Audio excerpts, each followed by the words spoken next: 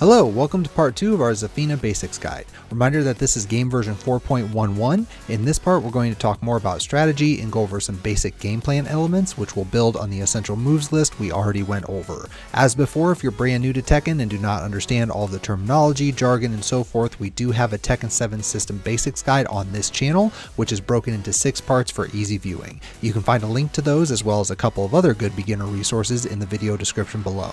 And as always, there's the link to the written version of this guide down there too, should you need it. Real short, so let's get going.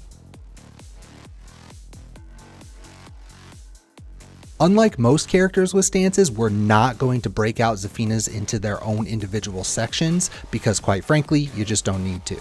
Definitely sprinkle in a little bit of everything, but understand that the quality tools from each stances are few in number, and more importantly, Zafina is best when you play her as a strong neutral character, which we'll talk about in a few minutes. That being said, remember that she has 3 stances: Scarecrow or SCR, Mantis or MNT, and Tarantula or TRT. We'll start with TRT since it's likely the one you'll use the least. You can manually transition with down 1+2 or full crouch down 1+2. Otherwise, your best transitions are probably 1-4, a natural combo jab punish, up forward 1+2, which is usually best as a combo ender, or her new season 4 SCR move, SCR 1-4, which is actually decent. It's a 30 damage natural combo that's +7 on hit. Once in TRT, you'll typically stick to TRT 1, a low poke that's only -11 on block, +5 on hit, and a knockdown on counter hit. TRT 2, a safe mid launcher, albeit very slow, and TRT down 1+2, a relatively quick knockdown low, which goes to MNT for more stance pressure. Your main problem here is speed, because some of these are super slow, but they all operate at different speeds, making timing mix-ups kind of tough. TRT 4 is about the same speed and similar animation as TRT down 1+2, so you'll probably have to use that to make TRT down 1+2 viable. There's nothing to mix TRT 2 with, so you just gotta hope your opponent gets confused and ducks or swings into it randomly. Although you can't block in TRT, you are incredibly low to the ground and considered airborne, so it's not a super risky stance. The best they can get is a float combo, and it gives a really awkward float, so not all characters will even get a good combo. Next up is MNT. Raw transition here is down 3+4 or full crouch down 3+4. A bit easier to sneak into MNT because you can transition with down 3 down. Given how often you'll use down 3, that shouldn't be an issue. MNT is scarier than TRT because your lows here are going to be stronger.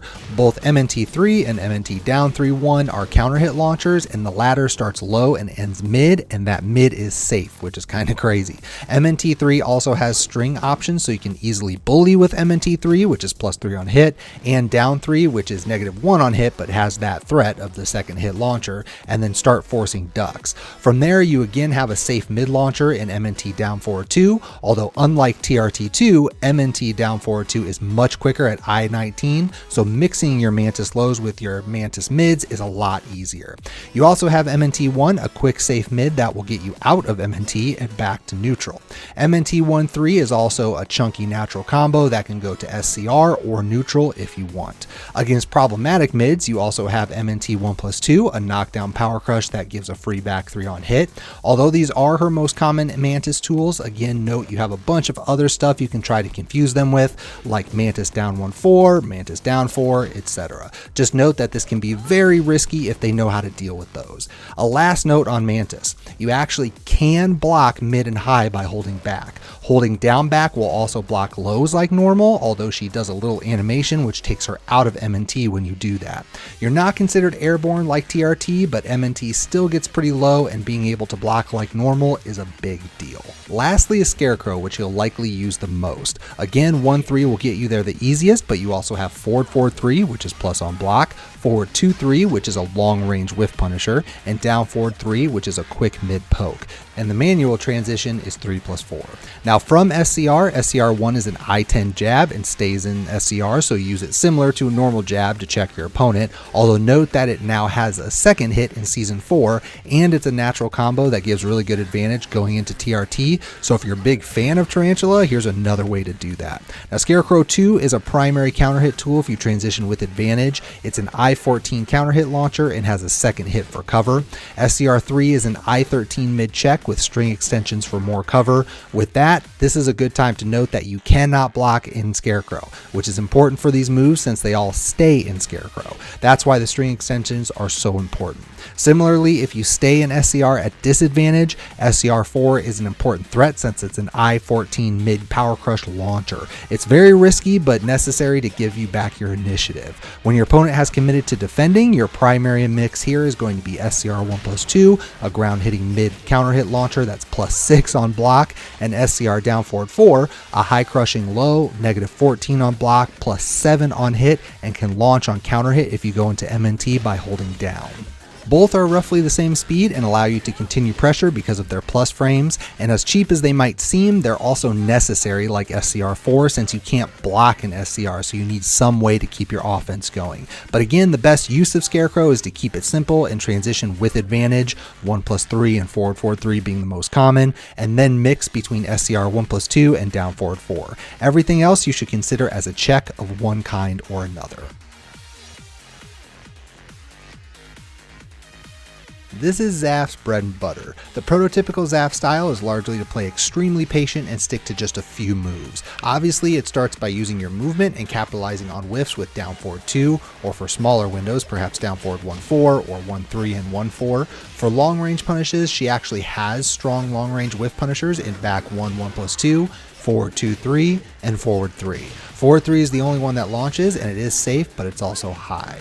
This strategy shouldn't be too difficult because she literally has the best sidestep in the game. Only really Elisa beats her with a better sidewalk, and she has one of the best backdashes in the game. Also remember that she has a lot of crushes too. Down 3 and back 1+2 both crush highs. Your best stance lows tend to crush highs. She also has some weird crushes like down forward 2, which is really strong. Forward forward 4, up forward 3, and up forward 4, all low crush, and the first two are safe. Plus her low parry combo does surprisingly good damage. But again, just harass with your pokes and use your movement to set up those whiffs. Now once things start to slow down and not as many whiffs are happening, then poke away with down 3, back 1+2, down back 4, and some choice mids like down forward 1, down back 2, or back 4. Forward forward 3 is key here as your way to crack turtles if you're having trouble building a lead with just your pokes. She has no hell sweep like move from neutral, so you just gotta chip away with your lows and maybe occasionally take a big counter hit read with something like down back 4-2 or down 4-3.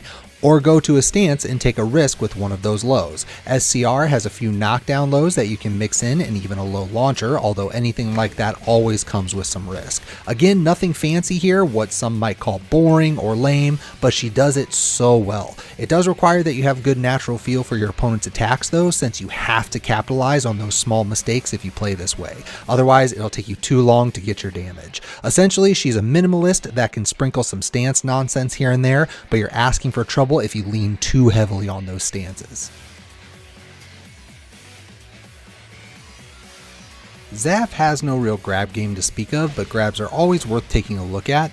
All she has are the normals and a single 1+2 break. The 2+4 normal is quirky in that it leaves you in MNT afterwards, although you're too far away to do much with it.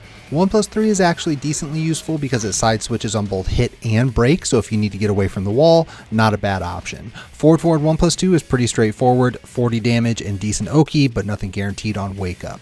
Again, with so few grabs, it'll be hard to nail them, but try to use them at awkward times and perhaps you'll sneak one in.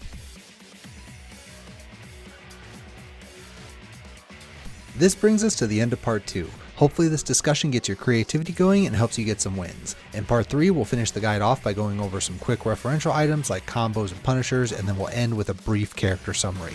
Watch for that here in the next couple of days. And with that, thank you for checking out this video. Don't forget to like and subscribe here on YouTube. Also be sure to turn on notifications if you'd like to get alerted as soon as a new vid is uploaded. I also try to stream whenever I can, so the link to Twitch is down in the video description below. You will find Twitter and Facebook links down there too. Lastly, special thanks to our 3 patrons, Tato, Apples, and Overhaul. That support means a lot. Patreon is definitely the best way to support your favorite content creators, and the more support the channel gets, the more content I can afford to do. Stay safe everyone, and we'll see you next time.